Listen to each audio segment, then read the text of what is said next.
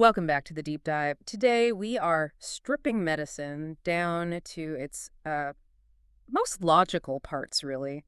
We're going to be looking at the body's internal communication network. Endocrinology and Diabetes. Exactly. And our guide for this is a fantastic resource, Endocrinology and Diabetes. Clinical cases uncovered by Dr. Ramsey Ajan.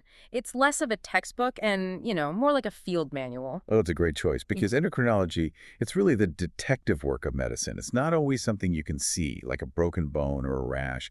It's all about deducing these invisible problems from their downstream effects. And that's pretty much the mission for this deep dive, isn't it? We're not just going to list symptoms. We want to understand the actual feedback loops that keep us going and, well, what happens when they break.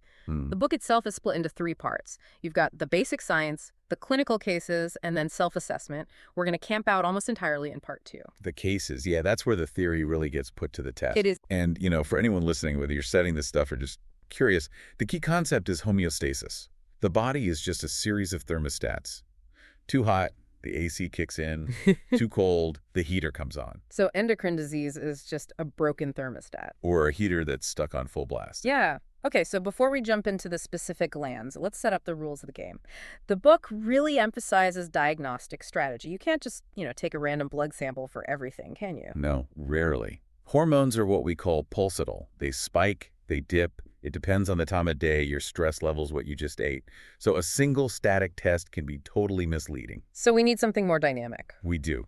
And that's where we get into our 2 main strategies. Stimulation and suppression. Exactly. And the logic is really elegant. If you think a gland is failing, if it's under-secreting, you poke it. That's a stimulation test. You give it a little chemical nudge to wake up. Right. And if it stays asleep, you know you've got a deficiency. And what if the gland is just going haywire? Overactive? Then you do the opposite. You try to shut it up. That's a suppression test. You give the body a signal that should turn off production. If that gland just ignores you and keeps churning out hormone, you've confirmed something's wrong. Okay, so let's keep that in mind. Stimulation for low, suppression for high. Let's start at the top. The chain of command.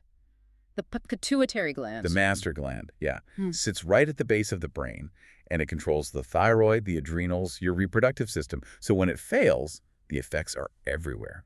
Let's bring in a case. Case 8 from the book, a man named Adrian. He's 42, comes in with headaches, sweating a lot, sexual dysfunction. But the real giveaway isn't a lab result. It's his wedding ring. He can't get it off his finger. That is the classic aha moment for acromegaly. The ring doesn't fit because his hands, his soft tissues, his bones, they're actually growing. And it's all caused by a benign tumor on his pituitary that's just pumping out excess growth hormone. But if we're following our rules, GH is pulsatile. A single high reading could just mean he had a stressful drive to the clinic. How do you prove it's a tumor? You need a suppression test. And for this, we use the oral glucose tolerance test. Which sounds like a diabetes test. Why are we using sugar for a growth problem? It's all about physiology. When you flood the body with glucose, with energy, it's a signal that you're in a fed state. Normally, growth hormone secretion should just plummet in response to that sugar. But not for Adrian. His tumor doesn't have an off switch. You give him the glucose drink, his blood sugar shoots up, but his growth hormone just stays stubbornly high. That failure to suppress, that's your proof. And catching this is so important. The book lists things like hypertension, diabetes, even a higher risk of colon cancer as long-term problems. Oh, absolutely. It's not just cosmetic. It's a systemic metabolic disaster waiting to happen. Okay, so let's flip that coin. Let's look at pituitary failure. Case 10, Nicola. She's 28, just had a baby 6 weeks ago. She is just profoundly exhausted and she can't breastfeed. And this is just a textbook presentation of Sheehan syndrome. What happens is, during pregnancy, the pituitary gland doubles in size. It needs a huge blood supply. Yeah. If the mother hemorrhages during birth, loses a lot of blood. The blood pressure just drops. It tanks, and the pituitary suffers an infarction. It basically has a stroke and dies. So the conductor of the orchestra is gone. How does that actually show up in the labs? This is where that detective work comes in. Well, you check her target glands. So you check her thyroid. Her thyroxine, her T4 is going to be low. She's clinically hypothyroid. But then you check the signal from the brain, the TSH. And normally, if the thyroid itself fails, the brain starts shouting louder, right? TSH goes through the roof. Exactly. But with Nicola, her TSH is what we call inappropriately normal, or even low. The thyroid is a perfectly good soldier, just waiting for orders that never arrive. That mismatch low T4 and a low or normal TSH tells you the problem is in the brain, not the neck. Well, speaking of the neck, let's move down to the thyroid, the body's gas pedal. That is the perfect analogy. It sets your whole metabolic rate. In case 2, Andrea has her foot slammed to the floor. She's 35, heart's racing, she's irritable, losing weight even though she's eating everything in sight. Classic hyperthyroidism.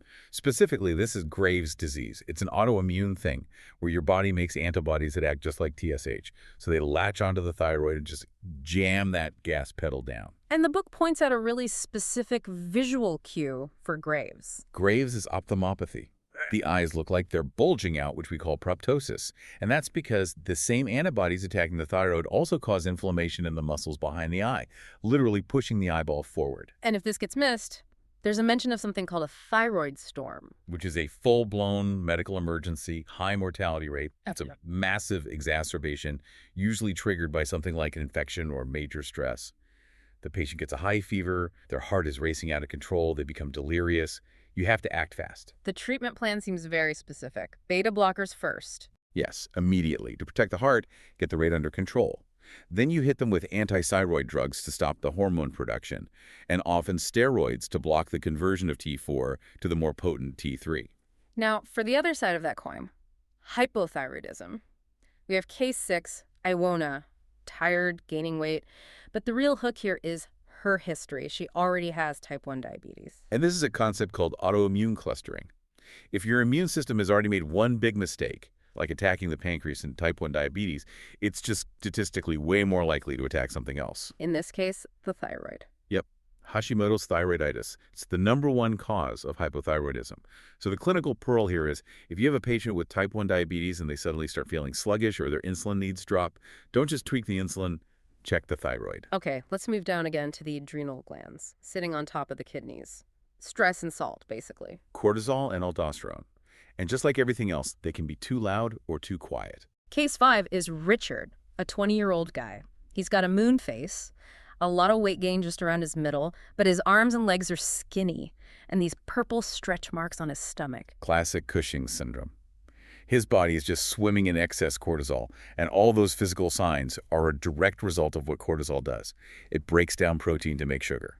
So that's the muscle wasting in the limbs? Exactly. And the skin thins out, which is why the stretch marks, or striae, look so dark and purple. You're seeing the blood vessels underneath. But diagnosing it can't be simple, because just being stressed raises your cortisol. Right, so we need a test. We go back to our toolkit. Suppression. We use the dexamethasone suppression test. Yeah. Dexamethasone is a super potent synthetic steroid.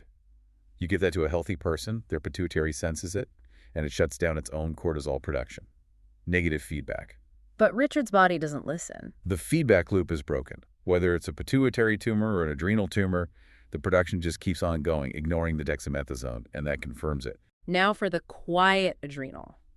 Case 20, Eleanor. She's losing weight, nauseous, dizzy when she stands, but the really weird visual clue is she looks tanned, even in the creases of her palms. This is Addison's disease, primary hypoadrenalism. The adrenal cortex has been destroyed, usually by autoimmunity. So, why the tan? That's the part I don't get. It's one of those amazing biochemical quirks. So because her adrenals aren't making cortisol, her pituitary is just screaming at them. It's pumping out massive amounts of a hormone called ACTH. Right. Now, ACTH is made from a bigger precursor molecule. And when the body chops up that precursor to make ACTH, it also makes another little piece called MSH melanocyte stimulating hormone. So the high ACTH drive incidentally dyes the skin dark. Wow. So a tan in a sick patient is a massive red flag. Huge. But the immediate danger for her isn't the skin color, it's her electrolytes. Ah, right. The adrenals also make aldosterone, which handles salt and water. Without it, she's just peeing out all her sodium and holding on to potassium. So you'd see low sodium hyponatremia and high potassium hyperkalemia. And that high potassium is what can kill you. It destabilizes the heart's electrical system, can cause a cardiac arrest. And to confirm this, since the gland is lazy, we'd use a stimulation test. Exactly, the synaptin test. We inject synthetic ACTH. In a healthy person, cortisol will shoot up. In Eleanor, her adrenals are just scar tissue. They can't respond. A flatline result confirms Addison's. Okay, we have to get to the heavyweight champion of endocrinology now, diabetes mellitus. The book spends a lot of time here, for obvious reasons. It's the most common endocrine condition any of us will ever see. And you have to be so rigorous about telling type 1 and type 2 apart. The mechanisms are totally different. The book uses case 16 to contrast them with Ivy and Andrew. Right, so Ivy is 20, rapid onset, losing weight, thirsty, peeing all the time. He's type 1. She's type 1. It's an autoimmune attack that has destroyed the beta cells in her pancreas. She has zero insulin. Without insulin, her cells are starving for glucose, so the body starts burning fat like crazy, and that produces these acidic byproducts called ketones. The book mentions a honeymoon period for her right after diagnosis. Is she cured? No, and that's a really dangerous misconception.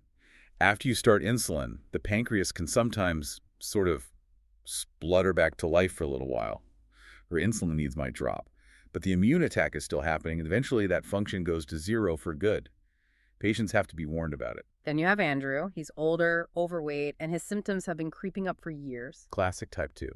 Andrew makes insulin, sometimes huge amounts of it, but his body is resistant to it.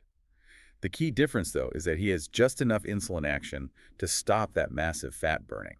So no ketones. But both types can end up in the emergency room with really serious problems. We need to be able to tell DKA and HHS apart. Right, DKA diabetic ketoacidosis. That's the type 1 emergency. Case 1, a 19-year-old with belly pain, vomiting, and air hunger. That air hunger is Kussmaul breathing.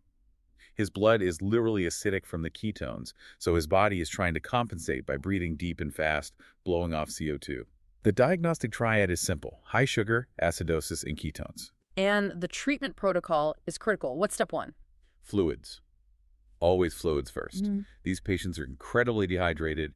You give saline, then you start insulin to shut down the ketone production.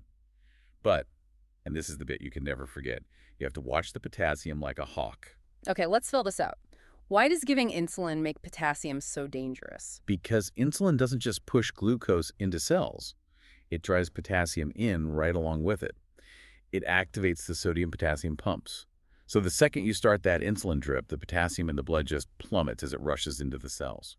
If it gets too low, the patient has a fatal arrhythmia. So you might actually be adding potassium to their IV bag even when their initial level looks normal. Oh, absolutely. You have to anticipate the crash. You're treating the number that's coming, not the number you have now. Now compare that to HHS, hyperosmolar hyperglycemic state, case 7. This is the type 2 emergency, usually an elderly patient.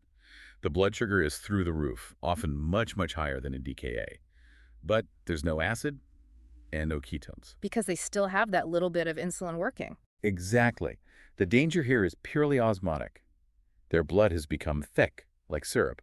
They are profoundly dehydrated. So the risk isn't from acid, it's from thrombosis. What's? Clot, strokes, heart attacks. So along with fluids, you often need to give them a blood thinner, like heparin. Okay, before we finish up, I want to touch on one last case that's really complex because it ties a few glands together.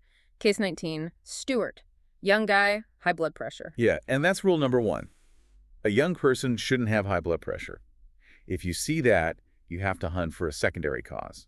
Stuart has a pheochromocytoma, a tumor in his adrenal gland that's pouring out adrenaline. But it wasn't just that. He also had a thyroid nodule and high calcium. And that's the pattern. This is MNN2, multiple endocrine neoplasia type 2. It's a genetic syndrome. And the big takeaway is that these organs often break in predictable patterns. If you find a pheo, you are obligated to check for medullary thyroid cancer and check the parathyroids. So you're not just treating a symptom, you're treating a whole genetic syndrome. Precisely. And that has huge implications for his family, too. It really brings us back to that detective theme. You can't look at any organ in isolation. You never can. The endocrine system is a web. You pull one string, the whole thing vibrates.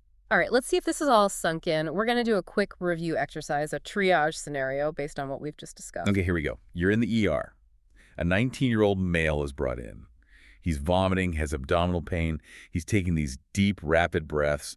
His family says he's lost about 5 kilograms in the last 2 weeks. And his breath has a strange, sweet smell, like pear drops or nail polish remover. Okay, so for everyone listening, 3 quick questions. 1, what's the most likely diagnosis? 2, what is your very first treatment intervention? And 3, what electrolyte are you going to be watching obsessively? Think back to that triad we talked about. Okay, let's run through the answers. All right. Number 1, the diagnosis is diabetic ketoacidosis, or DKA. The weight loss, the rapid onset. It's almost certainly new onset type 1 diabetes. The sweet breath is acetone, which is ketone. The breathing is him trying to fix the acidosis. Number 2, your first treatment is IV fluids. saline. He's dangerously dehydrated. You have to fix the volume deficit before you do anything else. And number 3, the electrolyte is potassium. The minute you start insulin, his potassium is going to dive. You have to monitor it constantly to prevent a cardiac arrest. If you got that, then you've really grasped the logic of these emergencies. If you didn't, just remember, sugar plus acid plus ketones equals DKA. And you always respect potassium. So to sum up our deep dive today, endocrinology isn't some kind of magic, it's just logic. It's all about those negative feedback loops. It's just asking who's in charge of this hormone, and is the factory broken or is the boss just asleep at the switch? And there's one last thought from Dr. Ajan's book that I think is really important to end on. The idea that we treat patients, not just their numbers. You can get the biochemistry perfect, you can fix the TSH, fix the HbA1c, but if your patient is completely burned out from their regimen, or they're depressed, or they just don't understand their own condition, you've failed. These chronic conditions carry a massive psychological burden. That's a sobering but really necessary reminder. The goal is a healthy person, not just a perfect lab report. Absolutely. That's all the time we have for this deep dive into clinical endocrinology. Keep connecting those dots. And keep questioning your assumptions. We'll see you next time.